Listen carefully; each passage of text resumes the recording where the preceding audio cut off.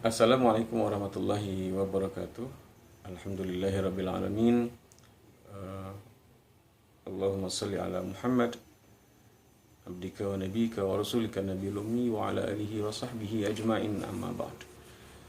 Anak-anak sekalian, kita bertemu kembali pada materi pelajaran sejarah kebudayaan Islam untuk kelas 6.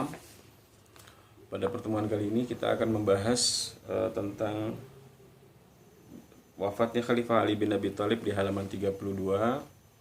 Kemudian akan kita lanjutkan dengan keteladanan Khalifah bin Abi Thalib bagian G, ya. Kemudian di belakangnya ini ada soal-soal yang bisa kita jadikan latihan, ya.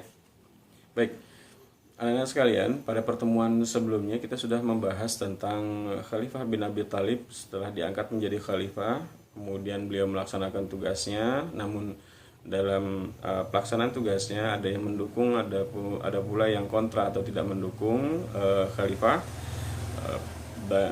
sehingga umat Islam ketika itu terbagi setidaknya menjadi 3 kelompok, yaitu mereka yang mendukung Ali bin Abi Thalib, kemudian yang ada sekelompok yang mendukung Sayyidatuna Aisyah radhiyallahu anha. Kemudian juga ada yang mendukung Umayyah bin Abi Sufyan sebagai gubernur Damaskus, ya. Namun sebenarnya ada satu lagi kelompok yang tidak mendukung kelompok manapun. Jadi ya mereka pasif, mereka abstain gitu, ya. Mereka tidak mendukung siapa-siapa. Nah, kelompok ini mereka banyak tinggal menetap di Mekah, di Madinah, ya. Baik, anak-anak sekalian, pada bagian ini kita melihat bagaimana proses wafatnya Khalifah Ali bin Abi Thalib ini adalah sebagai rangkaian dari konflik terdahulu. Jadi ketika Khalifah Ali bin Abi Thalib memerangi Umayyah bin Abi Sufyan, sehingga ketika itu terjadi sebuah peristiwa, ketika itu terjadi peperangan, dan di peperangan itu hampir dimenangkan oleh pihak Khalifah Ali bin Abi Thalib. Pada saat genting ketika itu, kelompok dari Umayyah bin Abi Sufyan yang dipimpin oleh Amr bin As melakukan tahkim, yaitu mengangkat Al-Quran di atas tombak untuk memberhentikan peperangan dan mengembalikan segala prosesnya itu kepada musyawarah berdasarkan Al-Quran dan Sunnah. Nah, kemudian ini disepakati oleh kelompok Ali, terjadilah negosiasi, terjadilah dialog kedua belah pihak. Namun sayang Amr bin As melakukan sebuah siasat yang merugikan kelompok Ali bin Abi Thalib, yang dengan secara sepihak mengangkat Umayyah bin Abi Sufyan sebagai khalifah, sementara Ali bin Abi Thalib sendiri dipersyaratkan sebelum melaksanakan perundingan itu meletakkan jabatannya sebagai khalifah, sehingga pada saat perundingan tersebut posisi atau kursi kepemimpinan umat Islam khalifah itu kosong. Nah, ketika itulah maka Amr bin As dengan didukung oleh kelompok Umayyah bin Abi Sufyan mendeklarasikan bahwa khalifah terpilih adalah Umayyah bin Abi Sufyan. Kemudian ada kelompoknya Ali ini ada yang tidak puas dengan hasil ini, dan memang hasilnya sangat mengecewakan begitu, ya. Kemudian kelompok ini melepaskan diri dari Ali, dari kelompoknya Sayyidina Ali, Khalifah Ali. Nah, kelompok inilah yang disebut dengan Khawarij. Khawarij artinya adalah orang-orang yang keluar, ya kan? Kharijun itu adalah orang yang keluar, Khawarij orang-orang yang keluar. Jadi kelompok ini menyempal keluar dari kelompoknya Ali bin Abi Thalib. Nah, kelompok inilah yang pada akhirnya nanti membunuh Ali bin Abi Thalib, ya. Nah, kelompok ini menilai kekisruhan, kekacauan umat Islam ketika itu disebabkan oleh 3 orang, dan 3 orang inilah yang harus dibunuh. Pertama adalah yaitu Ali bin Abi Thalib sendiri, Khalifah Ali bin Abi Thalib. Kemudian yang kedua Muawiyah bin Abi Sufyan, dan yang ketiga Amr bin As. Nah, ketiga orang ini harus dibunuh. Ini menurut pendapat mereka kaum Khawarij, ya. Kemudian kaum Khawarij ini mengutus Abdurrahman ibnu Muljam, atau disebut dengan Ibnu Muljam saja, untuk membunuh Ali bin Abi Thalib. Kemudian Barak bin Abdullah diutus untuk membunuh Muawiyah bin Abi Sufyan, sementara Amr bin Abi Bakar ditugaskan untuk membunuh Amr bin As. Nah, namun dari ketiga tugas ini yang berhasil hanya membunuh Ali bin Abi Thalib, sementara Muawiyah bin Abi Sufyan, ya, dan Amr bin As selamat dari pembunuhan kaum Khawarij ini, ya. Nah, itu terjadi pada waktu subuh, ya, di tanggal 17 Ramadan 40 Hijriah. Ketika itu ada yang menceritakan bahwa terjadinya sebelum atau pada saat Khalifah Ali bin Abi Thalib ini memasuki pintu masjid. Kemudian dari arah dalam masjid muncullah Ibnu Muljam dengan pedangnya, begitu, ya, menebas kepala Ali di sekitaran dahi, gitu. Ada juga yang menyatakan itu terjadi ketika Ali bin Abi Thalib sedang mengimami salat subuh, gitu, ya. Tetapi yang sepakatnya para sejarawan bahwa ini terjadi pada tanggal 17 Ramadan 40 Hijriah pada waktu subuh. Nah, itu sepakat. Setelah ditebas itu sempat beberapa lama, tidak langsung mati, tidak langsung meninggal. Khalifah sempat bertahan beberapa lama, dan salah satu wasiat beliau adalah jangan melakukan kekerasan yang tidak manusiawi kepada pembunuhnya. Tangkap orang yang membunuhnya, kemudian perlakukan dia sebagaimana hukum Islam, dan tidak boleh diperlakukan dengan menzaliminya, seperti beliau katakan memotong-motong tubuhnya, jadi dimutilasi. Nah, itu beliau tidak izinkan. Mungkin para pendukung-pendukung atau keluarga Khalifah Ali bin Abi Thalib marah barangkali, ya, dengan si pembunuhnya ini, sehingga ingin melakukan penyiksaan atau mutilasi atau melakukan apapun, apa yang bisa mereka untuk mengungkapkan kemarahan mereka, untuk meluapkan kemarahan mereka. Namun Khalifah Ali bin Abi Thalib tidak boleh, melarangnya. Yang boleh dilakukan adalah tegakkan hukum syariahnya, yaitu kalau membunuh orang ya harus dibunuh lagi, ya, itu namanya qisas. Nah, kemudian Abdurrahman bin Muljam ini memang berhasil ditangkap dan akhirnya dibunuh, ya, karena hukuman qisas. Nah, memang ada sebuah hadis yang bercerita suatu ketika Rasulullah Shallallahu Alaihi Wasallam pernah bersama Ali bin Abi Thalib, dan Rasulullah SAW ketika itu berkata kepada Ali bin Abi Thalib bahwa engkau wahai Ali tidak akan meninggal sampai jenggot ini basah dengan, sambil dipegang jenggotnya Ali bin Abi Thalib, sampai jenggotnya ini basah dengan darah. Jadi, dan memang ketika ditebas dahinya itu basah semua jenggot Ali bin Abi Thalib dengan darah. Ia pun sadar bahwa inilah yang dikatakan oleh Rasulullah tempo hari, bahwa ia akan meninggal dengan kondisi darah yang membasahi jenggotnya.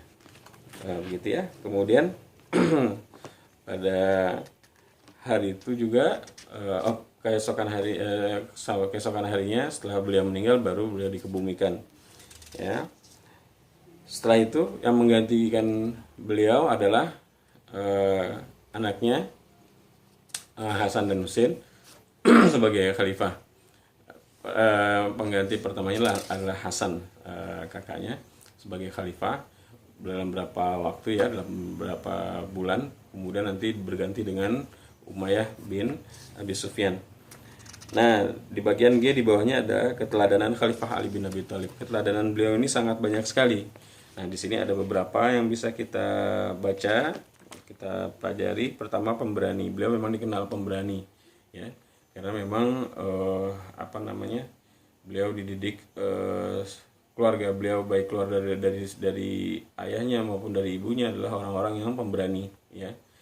Bahkan dari sisi ibunya itu kalau tidak salah keturunan Bani Makhzum. Bani Makhzum ini adalah para ahli-ahli perang, begitu ya. Maka beliau pun ketika bayi, ketika masih baru lahir itu dipanggil dengan panggilan nama Haidar. Haidar itu adalah singa. Dengan harapan ya anaknya ini Ali bin Abi Thalib kelak menjadi seorang yang pemberani. Dan memang beliau adalah seorang yang dikenal sebagai pemberani. Seringkali di medan perang seperti yang sudah kita bahas tempo hari, bahwa Rasulullah memberikan kepercayaan kepada Ali bin Abi Thalib memimpin pasukan, atau ketika ada terjadi duel 1 lawan 1 dengan pasukan musuh, gitu ya. Ali bin Abi Thalib sering diutus untuk meladeni tantangan dari pihak lawan. Itu satu. Kemudian mengendalikan hawa nafsu. Ali bin Abi Thalib terkenal dengan kemampuannya mengendalikan hawa nafsu. Dia seringkali diledek, diolok-olok gitu ya, oleh para kafir gitu ya, kafir Quraisy dengan berbagai cara begitu, tapi beliau tetap sanggup menahan emosinya. Begitu juga yang terjadi dengan peperangan dengan kelompoknya Sayyidatuna Aisyah, istri Rasulullah, dan juga dengan kelompoknya Umayyah bin Abi Sufyan. Berkali-kali Ali mengingatkan bahwa mereka sebenarnya adalah sebagai muslim, adalah saudara, mereka harusnya saling menyayangi, saling menghormati, gitu ya, tidak boleh terjadi peperangan. Itu pula yang menyebabkan Ali bin Abi Thalib pindah dari Madinah, pindah ke Kufah. Beliau ingin secara langsung mencegah terjadinya peperangan ketika itu. Qadarullah, Allah berkehendak lain, bahwa peperangan itu memang sudah ditakdirkan terjadi, meskipun beliau dengan kesungguhannya berusaha menahan amarahnya, dia berusaha berbuat baik dengan semua pihak, namun peperangan pun tetap terjadi. Kemudian yang ketiga adalah pada zuhud. Jadi di sini Ali bin Abi Thalib dikenal sebagai seorang yang zuhud. Di sini ada cerita, ada kisah yang bisa kalian lihat, bahwa bagaimana Ali bin Abi Thalib adalah seorang yang zuhud. Zuhud itu artinya adalah seseorang yang tidak bukan menjadi seorang yang miskin. Zuhud tidak mencintai dunia dalam artian dunia tidak mempengaruhi beliau. Seorang yang zuhud boleh jadi seorang yang kaya raya, tetapi kekayaannya itu tidak menjadikan ia lupa kepada Allah. Bahkan kekayaannya menjadikan ia lebih dekat lagi kepada Allah. Contohnya Nabiullah Sulaiman. Nabiullah Sulaiman adalah seorang nabi yang sangat kaya raya, dan tidak ada kekayaan atau kekuasaan yang dimiliki manusia yang melebihi Nabiullah Sulaiman. Sebagaimana Nabiullah Sulaiman pernah berdoa bahwa ia meminta sesuatu yang tidak Allah berikan kepada hambanya selain kepada dirinya, yaitu kekuasaan, kekayaan yang dimiliki oleh Nabi Sulaiman. Beliau setiap kali menerima kekayaan, kelebihan, kekuasaan yang dimilikinya, beliau semakin dekat kepada Allah, semakin bersyukur kepada Allah, begitu ya. Jadi dunia ini tidak menjadikan seseorang lalai, lupa bahwa dirinya sebenarnya adalah hamba, ya. Segala sesuatu datang dari Allah, kembali kepada Allah, dan kita akan mempertanggungjawabkannya di hadapan Allah kelak. Nah, itulah zuhud. Bukan berarti kita membenci dunia lantas kita hidup miskin, serba kekurangan, tidak berusaha. Bukan seperti itu juga, tidak salah ya.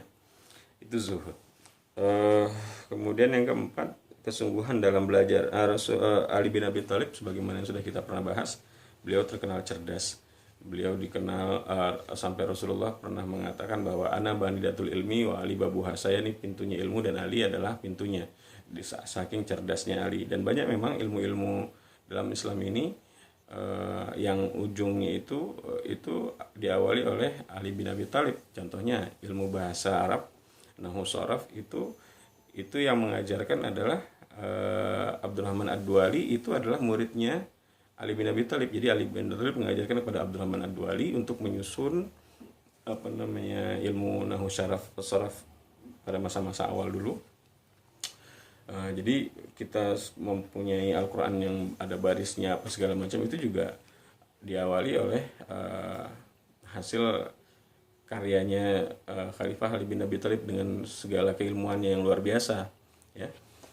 Kemudian banyaklah prestasi-prestasi dari sisi keilmuan yang sudah ditunjukkan oleh Khalifah Ali bin Abi Thalib. Nah, ini semua menjadi tauladan kita, menjadi seorang yang pemberani, menjadi seorang yang mampu mengatur emosi, marah, amarah, menjadi seorang yang zuhud, yang tidak silau dengan dunia, kemudian menjadi seorang yang